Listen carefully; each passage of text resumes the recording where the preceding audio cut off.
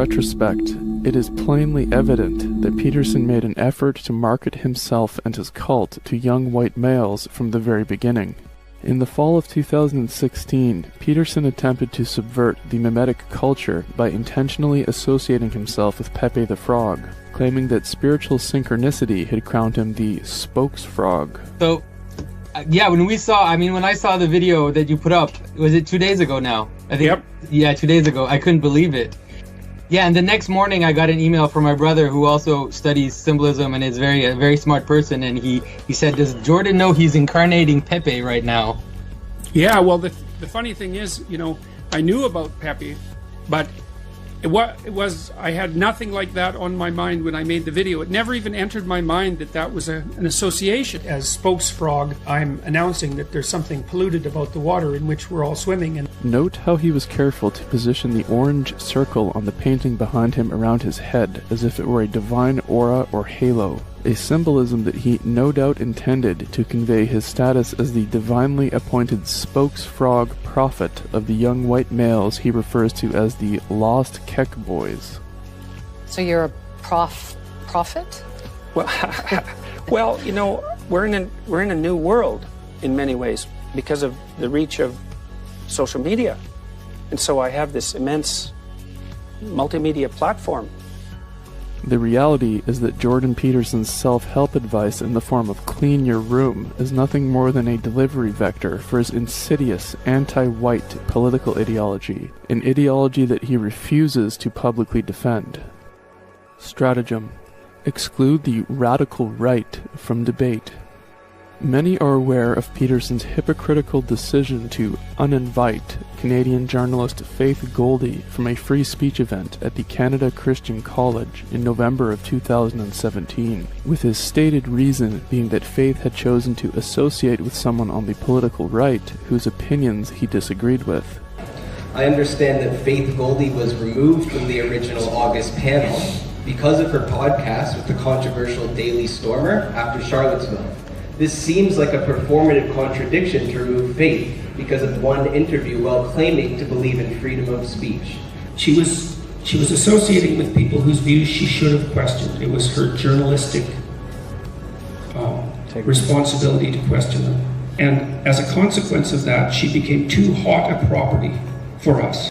What is less known, however, is that Jordan Peterson has a personal rule of intentionally excluding people from public debate based on their opinions and points of view. We know how to put a box around the extremists on the right. Basically, we say, oh, you're making claims of ethnic or racial superiority. You're not part of the conversation anymore. I think the fundamental criteria for drawing boundaries around the rights are claims of racial or ethnic superiority. That seems to me to be the place where conservatism degenerates into something approximating ethno-nationalist fascism. It's something like that. According to Peterson, anyone who thinks there is a biological difference between the different genetic groups of human beings must be isolated and excluded from all public debate of any kind. This is beyond hypocritical, given that Peterson admitted himself on Stefan Molyneux's show that there exist large and permanent discrepancies in average IQ between the different racial groups. So IQ is a particularly ugly aspect of science because the IQ literature reveals that which no one would want to be the case, which is that there are profound and virtually irremediable differences in people's cognitive performance, and that those differences have a very solid biological and heritable basis. No one wants to hear that. Not only that, but Peterson wrote an entire essay about the genetic superiority of Ashkenazi Jews, relating to their allegedly having an average IQ 1 standard deviation above that of Europeans, stating that Jewish people are overrepresented in positions of competence and authority because, as a group, they have a higher mean IQ. It's plainly obvious that Peterson's decree that any individual who brings up the topic of genetic differences between groups of humans should be ejected from and barred from public debate applies only to whites, as does ultimately his decree that tribalism is the height of evil. So, you'll notice these sculptures behind me. They're made by an artist, a native artist named Charles Joseph, and Charles Joseph is a friend and now a brother of mine. as I've been inducted into their tribal group. Endgame. Jordan Peterson's endgame is one and the same as the globalist machine. Peterson is working at the psychological level to inoculate a generation of young white males against racial awareness, just as whites are on the cusp of becoming a minority group in their own countries the world over.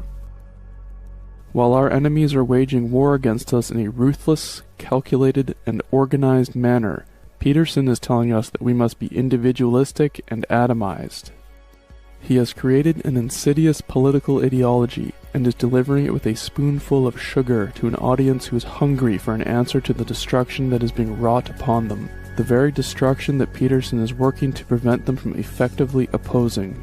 And he is doing all of this for 30 pieces of silver.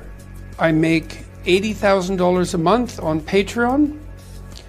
My book is selling about 20,000 copies a week. I have royalties that probably amount to something approximating $1.50 on each of those. The tours garner about $35,000 to $50,000 an evening. I have a business that's generating, I don't know, something in the neighborhood of $200,000 a month for me personally. There's some other smaller sources of income than that. You are making a lot of money. Yes. Out of this. I certainly am. And so are a lot of other people. I'm not ashamed of making money. It's very hard to make money. Are you a Christian? I suppose the most straightforward answer to that is yes, although I think it's let's leave it at yes. At Harvard University, he actually took Timothy Leary's previous position. I had Timothy Leary's old job at Harvard, so that was kind of cool, in a warped way. A man whose work he admires. Leary, interestingly enough, considered himself to be carrying on the work of the Satanist, Aleister Crowley. Well, I've been an admirer of Aleister Crowley. I think that I'm carrying on much of the work that he started over 100 years ago, and I think the 60s themselves. You know, Crowley said, "Do what thou wilt, shall be the whole of the law." Timothy Leary was well known to be a proponent of seeking human enlightenment through the use of psychedelic drugs, such as LSD or psilocybin mushrooms. During a debate about God with Sam Harris, Peterson confirms that he believes people can experience God by taking high doses of psychedelic drugs, just as his predecessor at Harvard, Timothy Leary, believed. A landscape of mind that that either takes great training, great luck, or pharmacological bombardment of the human brain to explore. I have never been tempted to interpret these experiences that way. Try a higher dose. Whenever Jordan Peterson is talking about God, he is in fact talking about his own consciousness. The truth is this: Jordan Peterson worships his own consciousness as God, and believes that he will be transformed into a Christ by a force inside of his body called Lucifer. Peterson, like many New Age gurus, believes that if Jesus of Nazareth existed, he was not God manifest in the flesh, but a Buddha-like figure who had achieved enlightenment.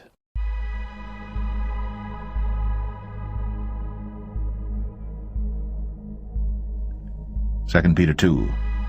But there were false prophets also among the people, even as there shall be false teachers among you, who privily shall bring in damnable heresies, even denying the Lord that bought them, and bring upon themselves swift destruction. And many shall follow their pernicious ways, by reason of whom the way of truth shall be evil spoken of. And through covetousness shall they with feigned words make merchandise of you, whose judgment now of a long time lingereth not, and their damnation slumbereth not. For if God spared not the angels that sinned, but cast them down to hell, and delivered them into chains of darkness to be reserved unto judgment, and spared not the old world, but saved Noah the 8th person, a preacher of righteousness, bringing in the flood upon the world of the ungodly, and turning the cities of Sodom and Gomorrah into ashes, condemned them with an overthrow, making them an example unto those that after should live ungodly, and delivered just Lot, vexed with the filthy conversation of the wicked, For that righteous man dwelling among them, and seeing and hearing, vexed his righteous soul from day to day with their unlawful deeds. The Lord knoweth how to deliver the godly out of temptations. For thou hast a little strength, and hast kept my word, and hast not denied my name. Behold, I will make them of the synagogue of Satan, which say they are Jews, and are not, but do lie. Behold, I will make them to come and worship before thy feet, and to know that I have loved thee. Because thou hast kept the word of my patience, I also will keep thee from the hour of temptation which shall come upon all the world, to try them that dwell upon the earth.